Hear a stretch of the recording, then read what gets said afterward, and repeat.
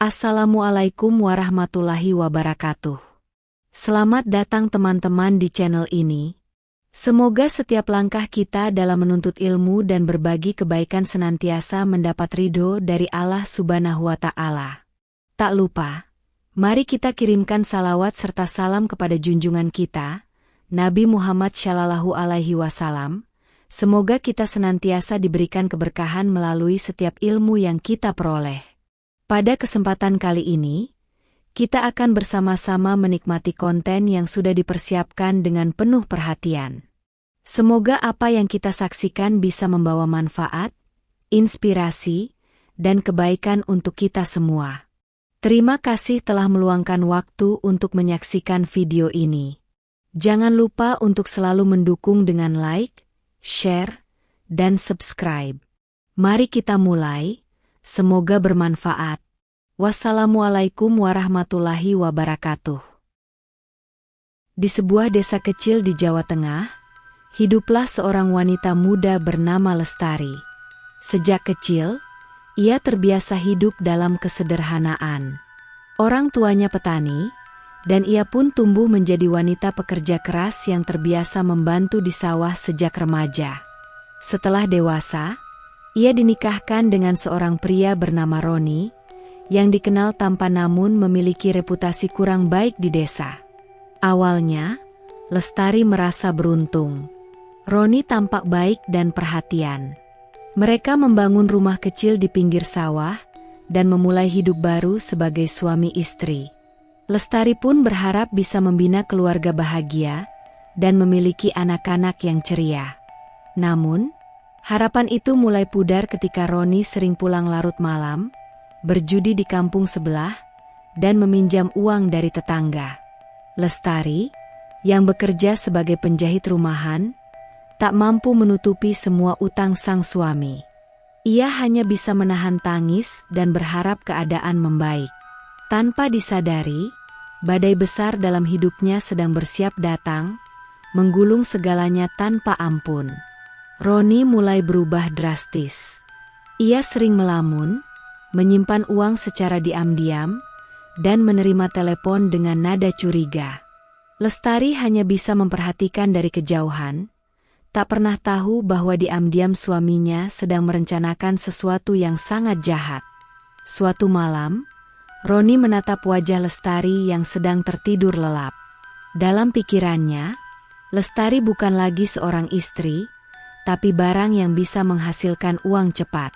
Ia telah menjalin komunikasi dengan seorang calo yang menjanjikan uang besar dengan mengirimkan wanita ke luar negeri. Lestari, yang polos dan penuh kepercayaan, tak menyadari apapun. Pagi harinya, Roni berpura-pura bersikap manis, membelikan Lestari pakaian baru dan membujuknya untuk ikut bekerja di luar negeri, katanya untuk membantu perekonomian keluarga.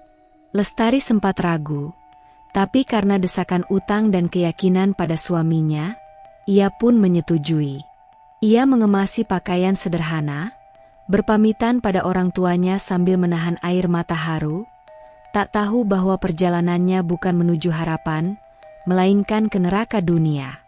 Dengan koper kecil dan hati penuh harapan, Lestari diantar Roni menuju sebuah kota besar. Di sana, seorang wanita asing menyambutnya. Wanita itu tersenyum manis, namun matanya tajam dan penuh perhitungan. Roni menyerahkan Lestari tanpa banyak bicara, lalu pergi begitu saja tanpa menoleh. Lestari dibawa ke sebuah rumah penampungan bersama beberapa wanita lain. Semuanya tampak murung dan enggan menatap mata siapapun. Di malam hari, Lestari mendengar isak tangis, namun tak ada yang menjelaskan apapun. Ia hanya diberi dokumen dan pakaian formal, lalu difoto dengan berbagai pose. Beberapa hari kemudian, Lestari dipindahkan ke bandara. Ia naik pesawat untuk pertama kali dalam hidupnya. Di dalam pesawat, hatinya berdebar antara takut dan penasaran. Ia mencoba meyakinkan diri bahwa ini demi masa depan yang lebih baik. Sementara itu, di kampung halaman, Roni berpesta dengan seorang wanita muda. Ia menunjukkan cincin emas dan mengaku akan segera menikah lagi. Uang dari penjualan Lestari telah mengisi kantongnya. Lestari terbang menuju negeri asing, membawa luka yang belum ia sadari sedang menganga. Setibanya di negara tujuan, Lestari langsung digiring ke sebuah apartemen kecil di kawasan kumuh. Tak ada penyambutan hangat, tak ada pekerjaan seperti yang dijanjikan. Ia hanya diminta diam dan mengikuti semua perintah. Paspor dan dokumennya diambil tanpa penjelasan. Hari-hari pertama dilalui dengan kebingungan.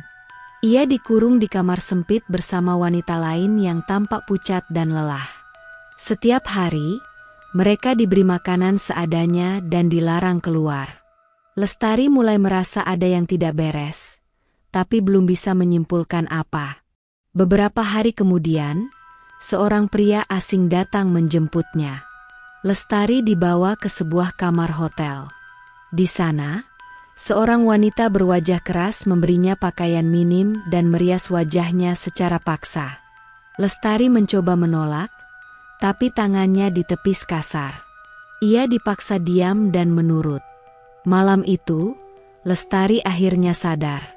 Ia bukan dikirim untuk bekerja seperti yang dijanjikan, melainkan dijual untuk melayani nafsu pria-pria asing yang datang silih berganti. Tubuhnya gemetar, jiwanya mulai retak. Jauh di tanah air, Roni tertawa lebar sambil merangkul kekasih barunya. Ia merasa telah menyingkirkan beban dan menggantinya dengan kesenangan. Lestari, di tempat yang tak ia kenal, memulai hari pertamanya sebagai budak tanpa pilihan. Hari demi hari, Lestari dipaksa menjalani kehidupan yang tak pernah ia bayangkan. Setiap malam tubuhnya diambil paksa, setiap pagi ia menangis dalam diam. Tak ada tempat untuk mengadu, tak ada cara untuk kabur. Setiap sudut kamar diawasi kamera dan penjaga berbadan kekar. Tubuhnya mulai melemah. Luka-luka kecil muncul di kulitnya. Tapi yang paling parah adalah luka di dalam hatinya. Terhianati oleh pria yang pernah ia cintai sepenuh hati. Ia merasa hina, kotor, dan tak berharga. Teman-teman sekamarnya satu persatu menghilang. Ada yang dipindah, ada yang kabarnya tak pernah terdengar lagi. Lestari semakin takut. Setiap malam ia hanya bisa memeluk dirinya sendiri, berdoa agar bisa selamat dari mimpi buruk ini. Sementara itu, di Indonesia, Roni mulai mempersiapkan pernikahan barunya. Ia membeli pakaian mewah dan menyewa tempat resepsi. Kepada tetangga, ia mengaku bahwa Lestari pergi bekerja dan tak ingin kembali. Ia menyebar kebohongan dengan bangga, menutupi kejahatan yang telah ia lakukan. Lestari, dalam gelap dan dinginnya negeri asing, hanya bisa bertahan satu hari ke hari berikutnya, menyimpan secuil harapan akan keajaiban yang bisa membebaskannya. Minggu berganti bulan, dan Lestari semakin merasa kehilangan arah. Pekerjaan yang dipaksakan padanya telah mengikis segala bentuk dirinya yang dulu, wanita sederhana yang penuh harapan. Tubuhnya lelah, jiwanya hancur, dan matanya kosong. Ia mulai merasa seperti bukan lagi manusia, melainkan alat untuk memenuhi nafsu para pria yang datang silih berganti. Pada suatu malam, setelah melayani seorang pria yang memaksanya dengan kasar, Lestari terjatuh di lantai kamar, menangis tanpa suara. Ia tak tahu lagi bagaimana cara keluar dari siklus yang mengerikan ini. Satu-satunya yang bisa ia lakukan adalah menangis dan berharap akan ada seorang malaikat yang datang untuk menyelamatkannya. Namun, tidak ada malaikat yang datang. Setiap kali ia teringat akan suaminya, Roni, hatinya semakin pedih. Ia teringat pada hari-hari bahagia mereka, ketika mereka masih berbicara tentang masa depan dan merencanakan segala sesuatunya. Kini, suaminya bukan hanya meninggalkannya, tetapi telah menjualnya dengan harga yang sangat murah, demi kebahagiaan dirinya sendiri. Ia merasa terperangkap dalam dunia yang kejam, jauh dari siapapun yang peduli. Bahkan harapan akan pulang terasa semakin jauh, karena paspor dan identitasnya diambil. Ia benar-benar tak punya cara untuk keluar dari kegelapan ini. Sementara itu, Roni melanjutkan kehidupannya dengan wanita barunya. Ia merasa tidak ada penyesalan sedikit pun. Kehidupannya kini dipenuhi dengan kemewahan dan kegembiraan yang datang begitu mudah. Dalam pikirannya, Lestari sudah tidak ada lagi. Ia sudah tak lebih dari sekadar kenangan yang bisa dilupakan begitu saja. Lestari, yang terkurung dalam kesepian, mulai merasakan bahwa dirinya sedang kehilangan kendali atas tubuh dan jiwanya. Ia merasa seperti hantu yang tersesat di dunia nyata, tak ada yang mendengar jeritan hatinya. Waktu terus berjalan, namun bagi Lestari, rasanya berhenti. Tubuhnya semakin kurus, wajahnya pucat, dan langkahnya lemah. Setiap hari, ia dipaksa melayani orang asing, sementara jiwanya terkikis sedikit demi sedikit. Ia sering duduk di sudut kamar mandi, memeluk lutut, menatap air yang menetes dari keran, satu-satunya suara yang menemaninya. Luka fisik memang tak terlalu tampak, karena para penjaga tahu cara merawat barang dagangan mereka. Tapi luka batin di dalam dirinya tak terobati. Ia sering terbangun di tengah malam karena mimpi buruk, lalu kembali menatap dinding kosong sambil menahan tangis. Ia sudah tak lagi mengenal siapa dirinya. Sesekali, ia melihat wanita lain yang baru datang. Wajah mereka tampak seperti dirinya dulu, polos, takut, dan penuh harapan. Ia hanya bisa menunduk, tak sanggup memberi nasihat, karena ia tahu, nasihat pun tak akan menyelamatkan siapapun dari neraka ini. Di satu titik, Lestari mulai meragukan Tuhan, kehidupan, bahkan dirinya sendiri. Ia merasa tak pantas lagi hidup. Tapi di antara segala kehancuran itu, ada satu hal yang masih ia genggam erat, keinginan untuk pulang. Di tanah air, Roni makin sibuk membangun citra baru sebagai pria sukses dan dermawan. Ia menyumbang ke masjid, mengundang warga ke rumah barunya, dan memamerkan istri mudanya yang cantik. Tak ada satupun orang tahu bahwa semua kemewahan itu dibangun dari darah dan air mata Lestari. Dan Lestari, jauh di negeri orang, hanya bisa memandangi langit malam lewat jendela kecil, bertanya dalam hati, masih adakah dunia di luar sini yang bisa menerimaku kembali? Di sela malam yang sunyi, Lestari mulai menulis di secari kertas bekas bungkus makanan. Ia mencoret-coret dengan pensil tumpul yang ia sembunyikan diam-diam. Dalam tulisannya, ia mencurahkan segalanya, kesedihan, ketakutan, dan kerinduannya akan kampung halaman. Ia menulis seolah sedang berbicara kepada ibunya, tentang rindunya pada bau tanah basah seusai hujan, tentang makanan sederhana yang dulu ia keluhkan, tapi kini terasa seperti kemewahan, tentang suara azan subuh dari surau tua yang dulu hanya jadi latar belakang harinya, kini sangat ia rindukan. Ia juga menulis tentang Roni, tentang rasa sakit dikhianati oleh orang yang dulu ia cintai sepenuh hati, tentang luka yang ditinggalkan oleh keputusannya. Tapi tak ada satupun makian dalam surat itu. Hanya luka yang ditulis dengan air mata. Setelah selesai, Lestari melipat kertas itu dengan rapi, menciumnya, lalu menyelipkannya di bawah bantal tipis tempat ia tidur. Ia tahu surat itu mungkin tak akan pernah sampai. Tapi dengan menulis, ia merasa jiwanya sedikit lebih ringan. Seolah ia masih punya suara, meski tak didengar siapapun. Sementara itu, di kampung, Ibu Lestari sering duduk termenung di beranda. Tatapannya kosong menatap jalan. Ia belum pernah menerima kabar apapun dari anaknya sejak keberangkatan itu. Hati tuanya terus merasa gelisah, namun tak tahu harus berbuat apa. Roni, yang dulunya sering datang berkunjung, kini menghindar.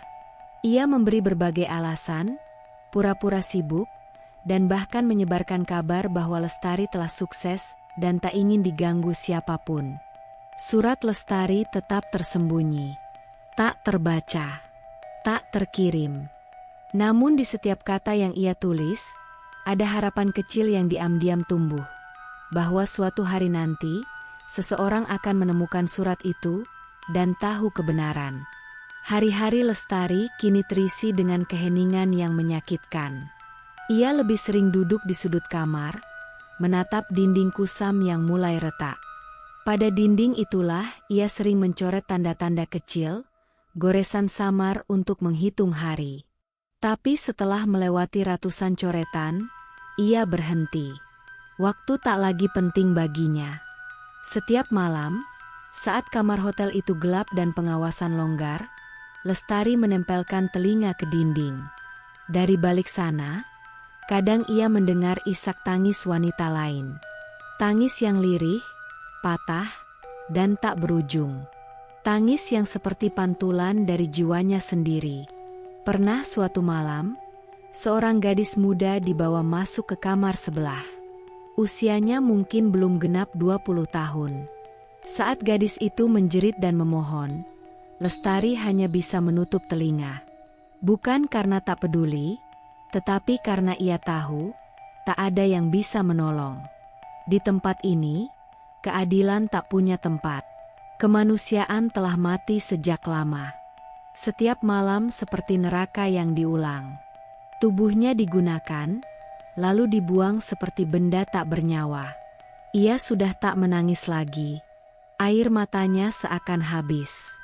Ia hanya menatap langit-langit kamar, bertanya pada Tuhan yang terasa begitu jauh, apakah aku masih layak diselamatkan? Di desa, ibunya semakin lemah. Ia sering bermimpi tentang Lestari, tapi selalu bangun dengan hati berdebar. Dalam diam, ia merasa anaknya sedang menderita. Tapi setiap kali bertanya pada Roni, ia hanya mendapat senyum tipis dan jawaban singkat. Dia baik-baik saja. Tak ada yang benar-benar tahu. Hanya dinding-dinding kamar hotel murahan itu yang menjadi saksi hidup tentang bagaimana Lestari dipaksa kehilangan kemanusiaannya, sedikit demi sedikit. Lestari kini seperti bayangan yang berjalan tanpa jiwa. Tubuhnya masih ada, tapi raganya terasa kosong. Ia bergerak karena dipaksa, bukan karena kemauan. Setiap sentuhan terasa seperti racun yang perlahan menghancurkan bagian-bagian dirinya yang dulu kuat. Pada suatu malam, tubuhnya tak sanggup lagi menahan. Ia terjatuh di kamar mandi, pingsan di atas lantai dingin berlumur sabun. Darah menetes dari kakinya yang terbentur, namun tak ada yang peduli. Ia dibangunkan dengan cubitan dan bentakan, lalu dipaksa berdiri kembali. Esoknya, ia diberikan pil kecil, katanya untuk memperkuat tubuh. Tapi Lestari tahu, itu bukan untuk menyembuhkan. Itu hanya agar ia tetap bisa dijual, agar tidak mati sebelum menghasilkan uang lebih banyak. Ia sempat menatap cermin tua di kamar itu. Wajah yang ia lihat bukan lagi dirinya.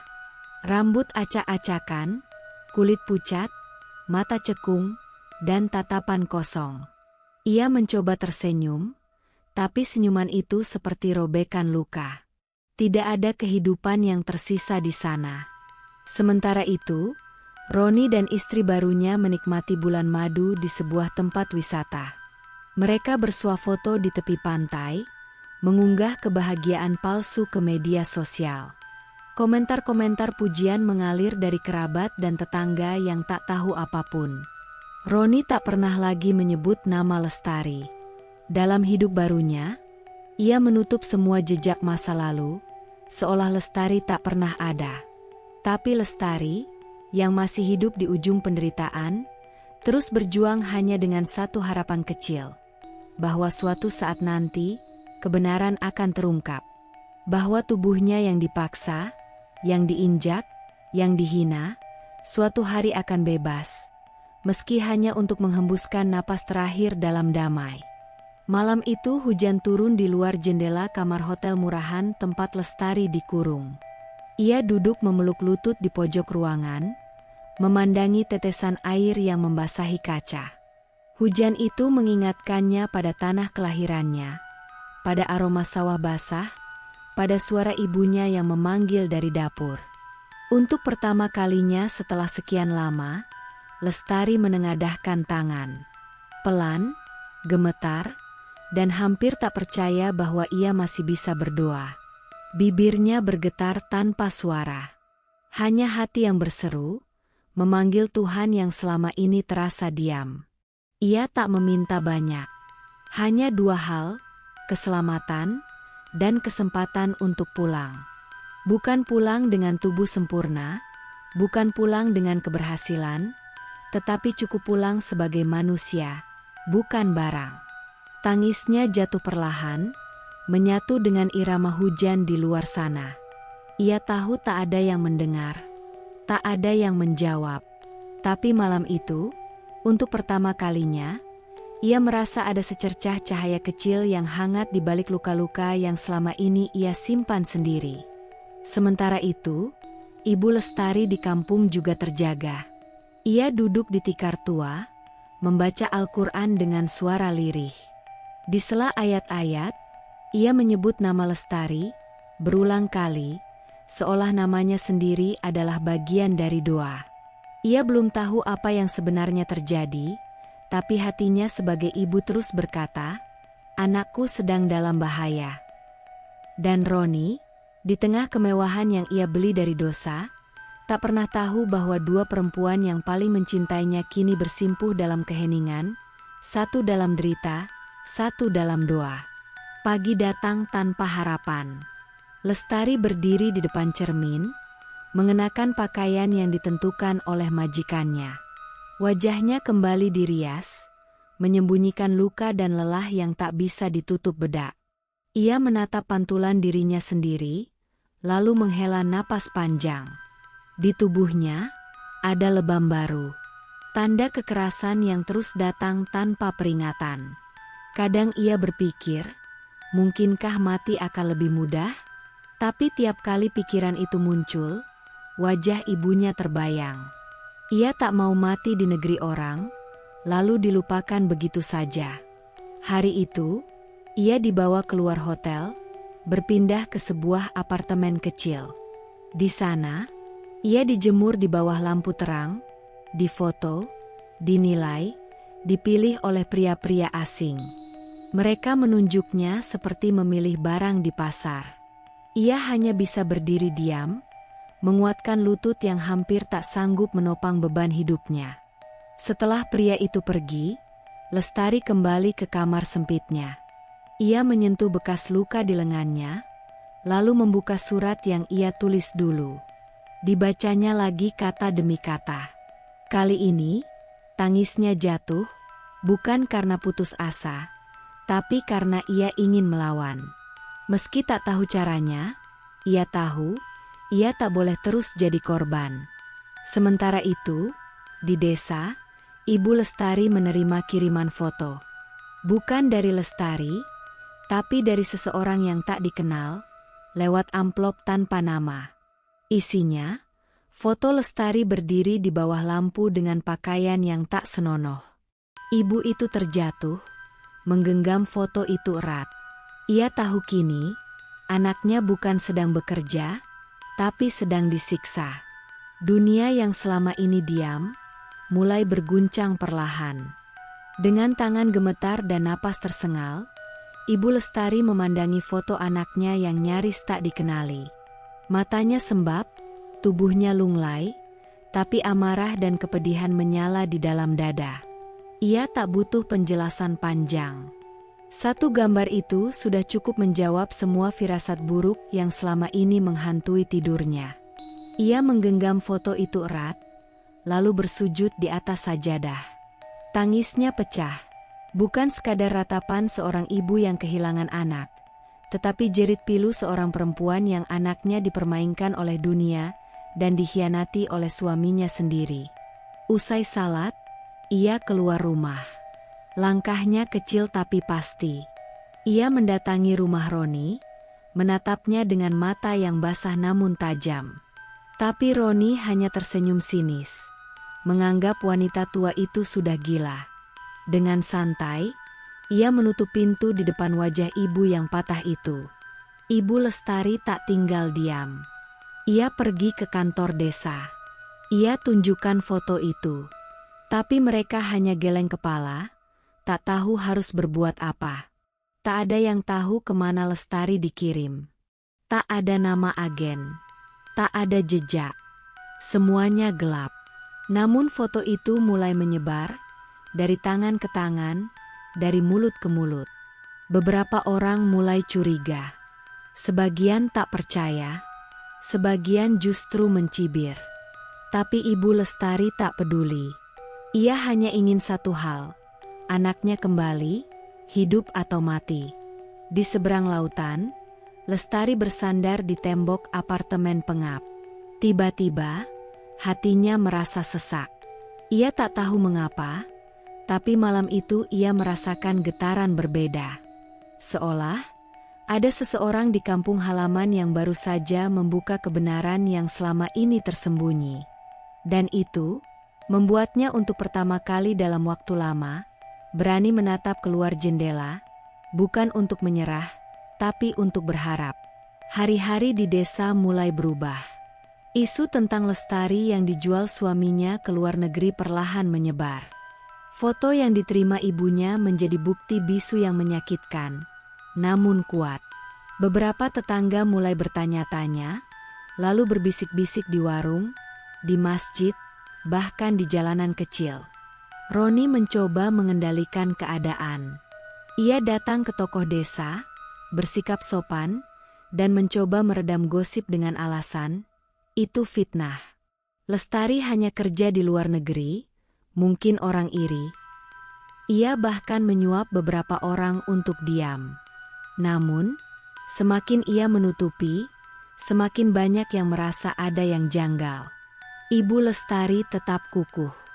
Ia kembali ke kantor desa dengan bukti lain, surat keberangkatan palsu yang ia temukan di kamar Roni lama. Surat itu bertuliskan pekerjaan sebagai asisten rumah tangga, tapi tanpa alamat, tanpa kontak jelas, dan tanpa stempel resmi. Itu bukan dokumen legal. Itu jebakan. Sementara itu, di negeri asing, Lestari mengalami malam terburuk. Ia jatuh sakit. Tubuhnya panas tinggi, menggigil, tapi tak diberi obat. Majikannya hanya berkata, istirahat sebentar, nanti kembali kerja. Ia dibiarkan tergeletak di lantai, hanya diberi air dan roti basi. Dalam kondisi setengah sadar, ia meraih surat kecil yang disimpannya di bawah bantal. Ia memeluknya erat, seolah itu satu-satunya yang membuatnya tetap hidup. Di antara napas sesak, matanya berair, tapi kali ini bukan karena pasrah, melainkan karena sebuah firasat. Sesuatu sedang terjadi di kampung. Ia tak tahu bahwa jauh di sana, ibunya sedang memperjuangkan namanya, menghadapi tembok-tembok dingin yang bernama hukum, stigma, dan kebohongan. Dan malam itu, seseorang tak dikenal diam-diam memotret Roni dari kejauhan. Lalu mengirimkan gambar itu ke sebuah akun aktivis yang kerap menangani kasus perdagangan manusia. Perlahan, topeng Roni mulai retak. Hari itu langit mendung menggantung di atas desa. Angin bertiup pelan, membawa bisik-bisik dari mulut ke mulut. Di balai desa, seorang aktivis dari kota tiba. Ia membawa berkas, laptop, dan bukti awal dari laporan anonim yang diterima melalui email, berisi foto-foto Lestari, dokumen palsu, dan jejak transaksi mencurigakan atas nama Roni. Ibu Lestari menemui aktivis itu dengan mata sembab namun penuh harapan. Ia menunjukkan semua yang ia miliki, surat keberangkatan, foto dari amplop tak dikenal, bahkan buku tabungan Roni yang ia temukan diam-diam saat mengunjungi rumah lama mereka. Di dalamnya, tercatat transaksi dalam jumlah besar, masuk dari rekening asing. Aktivis itu mendengarkan dengan tenang, lalu mengangguk. Kami akan bantu, Bu, tapi ini akan panjang dan berat. Ibu Lestari hanya menjawab dengan anggukan. Tak ada yang lebih berat dari kehilangan anak. Roni mulai merasa terpojok. Ia menyadari ada yang mengawasi. Beberapa orang mulai menjauhinya. Bahkan istri mudanya pun kini bertanya-tanya. Tapi ia tetap bersikap tenang di hadapan semua orang, seolah tak terjadi apa-apa. Di kota, laporan resmi mulai disusun. Aktivis dan jaringan anti perdagangan manusia memeriksa lebih dalam, dan mereka menemukan pola, bukan hanya Lestari yang jadi korban, tapi ada beberapa nama perempuan lain dari desa sekitar yang hilang dalam diam. Sementara itu, di negeri jauh, Lestari tergeletak di ranjang, demam tak kunjung reda. Namun malam itu, seorang gadis sesama korban memberanikan diri mengusap dahinya dengan kain basah. Ia baru tiba beberapa minggu lalu, masih takut, tapi tak tega melihat Lestari sekarat. Lestari tersenyum lemah untuk pertama kali sejak lama. Bukan karena lega, tapi karena merasa tak lagi sendiri. Di kejauhan, badai mulai berkumpul. Bukan di langit, tapi di antara lembaran kebenaran yang perlahan muncul ke permukaan. Di sebuah kantor perlindungan perempuan di kota, seorang staf membuka map coklat tebal bertuliskan, kasus dugaan perdagangan manusia, korban, Lestari. Di dalamnya tersusun rapi berkas laporan dari aktivis, bukti-bukti transaksi, dokumen palsu, serta foto-foto yang memperlihatkan kondisi Lestari sebelum dan sesudah keberangkatan. Hari itu, aktivis dan Ibu Lestari mendatangi kantor polisi untuk mengajukan laporan resmi. Di tangan Ibu Lestari, terdapat surat pengaduan yang ia tulis sendiri dengan tulisan tangan gemetar. Surat itu sederhana namun menyayat. Saya adalah ibu dari Lestari. Anak saya dijual ke luar negeri oleh suaminya sendiri. Tolong kembalikan anak saya. Petugas sempat ragu, namun melihat berkas lengkap dan desakan dari LSM, mereka mulai membuka penyelidikan. Nama Roni kini tercatat dalam berkas kepolisian. Meski belum ditahan, ia mulai dipanggil untuk dimintai keterangan. Berita ini mulai menyebar ke media lokal. Beberapa portal kecil menulis, seorang ibu bongkar dugaan suami jual istri untuk prostitusi luar negeri. Netizen mulai bereaksi. Sebagian simpati, sebagian mencibir. Namun sorotan mulai mengarah ke Roni. Di desa, wajah Roni tak lagi tenang. Ia mulai dijauhi.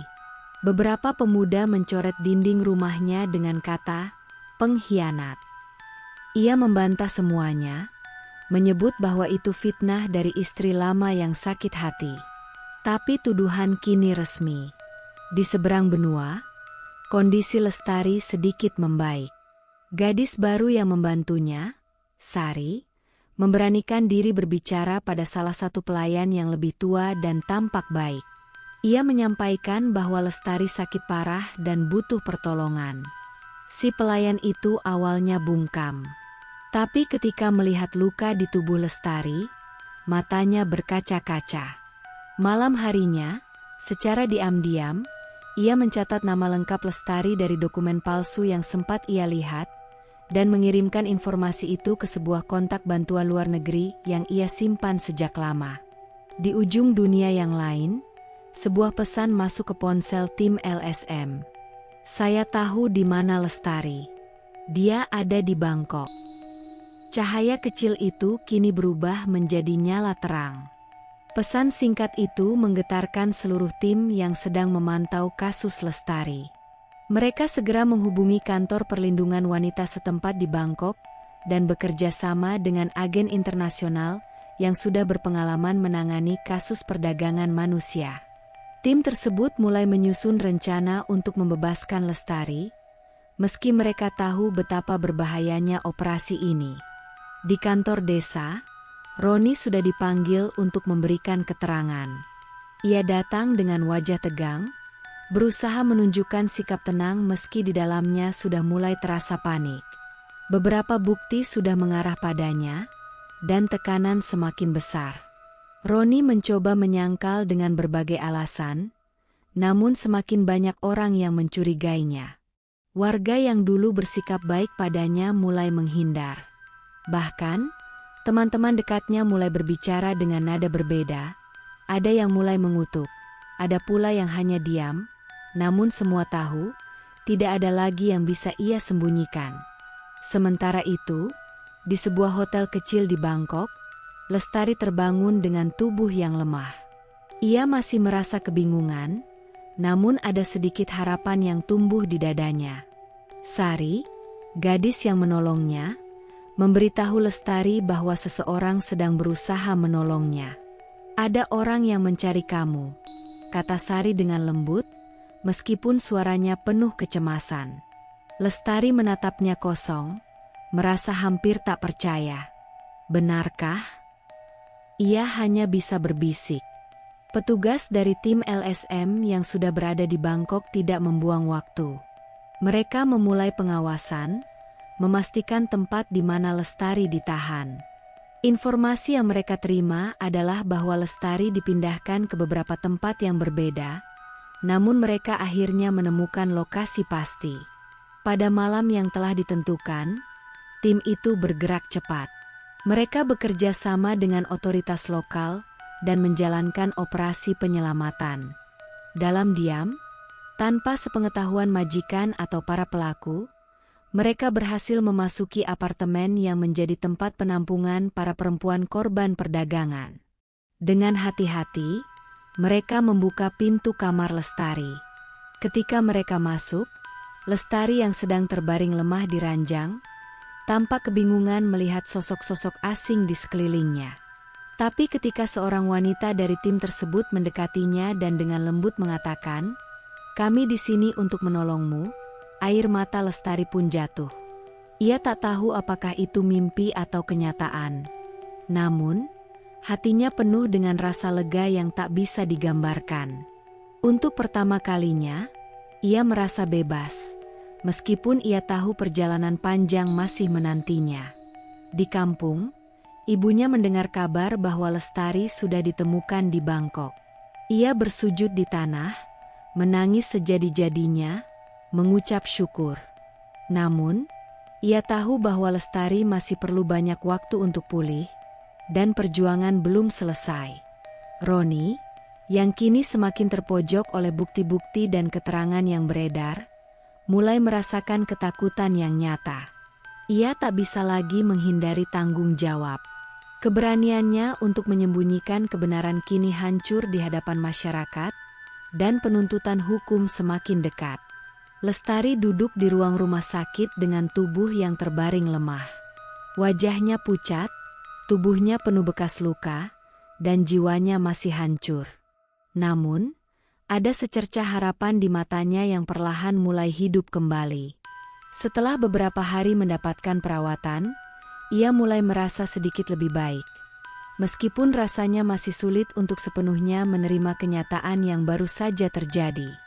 Di luar jendela rumah sakit, langit Bangkok tampak gelap, tetapi suasana hatinya mulai terang. Lestari tahu, perjalanannya belum selesai. Masih banyak luka yang harus ia sembuhkan, tapi setidaknya ia sudah bebas. Bebas dari tempat yang penuh kekejaman itu, bebas dari penjara yang tak terlihat. Penjara yang dibangun oleh pengkhianatan, ketidakpedulian, dan penderitaan yang tak pernah berujung. Sementara itu, di kampung, Ibu Lestari merasakan kebahagiaan yang tak terucapkan. Ia tidak bisa menahan tangis ketika mendengar kabar bahwa anaknya akhirnya ditemukan. Meski tak bisa segera bertemu, ia sudah bisa merasakan bahwa anaknya kini aman, dan itu sudah cukup. Meskipun rasa sakit yang ditinggalkan oleh Roni masih menyayat, ia merasa sedikit lebih ringan dengan kabar ini. Di balik semua itu, Roni semakin terpojok. Laporan-laporan, bukti-bukti, dan kesaksian mulai mengarah padanya. Di kantor polisi, ia dipanggil untuk dimintai keterangan lebih lanjut. Wajahnya pucat, tubuhnya gemetar, dan ia mulai merasakan tekanan yang luar biasa. Selama ini, ia selalu bisa mengelak dan menyembunyikan kebohongannya. Namun kali ini, semuanya berbeda. Setiap kata yang ia ucapkan hanya semakin memperburuk posisinya. Petugas mulai membacakan bukti-bukti yang mengarah padanya, dari transaksi mencurigakan hingga dokumen palsu yang ditemukan di rumahnya.